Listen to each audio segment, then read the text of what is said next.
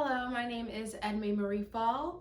I am a local DC actress, a non-union performer. I am 5'7", and I will be reading for Leslie and Miriam in A Jumping Off Point. You think you deserve what I have? I want you to... You want money, or I don't need your... You think you can do what I do? Not the way that you... Look, we're getting off track. I wrote that play, Leslie. I wrote it. It was my story. I thought of it. I wrote a solid play. Obviously, you saw something in it. Some potential. I saw nothing in it. Then why'd you take it? You took it. You took my story about the people living in the Mississippi Delta and you rewrote it, and all of a sudden you've got New York and Brad Pitt and the Hollywood fucking Reporter and Showtime. It's HBO. Whatever. You can't tell me you didn't steal my writing. You typed sentences. It's not the same thing as writing. It doesn't matter what you thought of my talent. Doesn't matter. What matters is you saw it and you took it and you used it to make a whole career for yourself off my back. Wow. All the success you have is because of my play that you stole. And it doesn't matter if you call it similarities or reimagining of my work or... Your work was garbage. How about we call it that? I'm prepared for this. Admit that you took my story. Never gonna happen. Why not? Because the truth of the matter, the real, honest to goodness truth, that the professors didn't want to dish out in school because they were too committed to being polite and giving careful, mindful criticism because they didn't want to hurt anybody's fucking feelings, was that you took it, Andrew. You did. Because it wasn't your story to tell. I learned about the Mississippi Delta on NPR. I was fascinated. I wanted to write about it. It was important. You Christopher Columbus'd it. You discovered this new world of Black people living in the Delta. So poor, so Black, such a rich history. You just had to write about it. So nobody was asking you to write their stories for them. We can tell our own stories. Does anybody tell you not to write about men?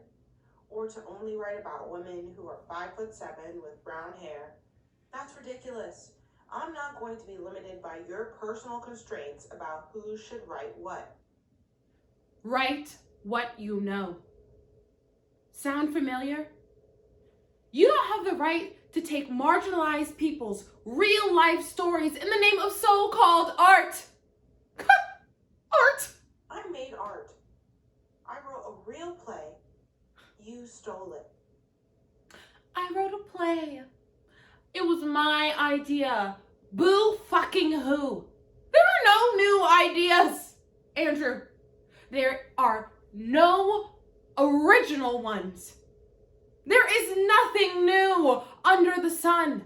But that story, you had no right. Because we must? I can use that line pretty much indefinitely. It fits. Always fits. You gonna be up for yoga in the morning? I'm thinking about doing that hot yoga. Sweat some of these toxins out. Can't award breakfast thing in the morning. Ain't that a bitch? Who does that in the lunch? That's what they should. An award luncheon. Who does breakfast ceremonies on a Sunday? Is that female playwright something award? Yeah. No. Wait. Yeah. That other thing is Monday night. That other thing? People must hate you. They hate you, don't they? Probably. I don't know.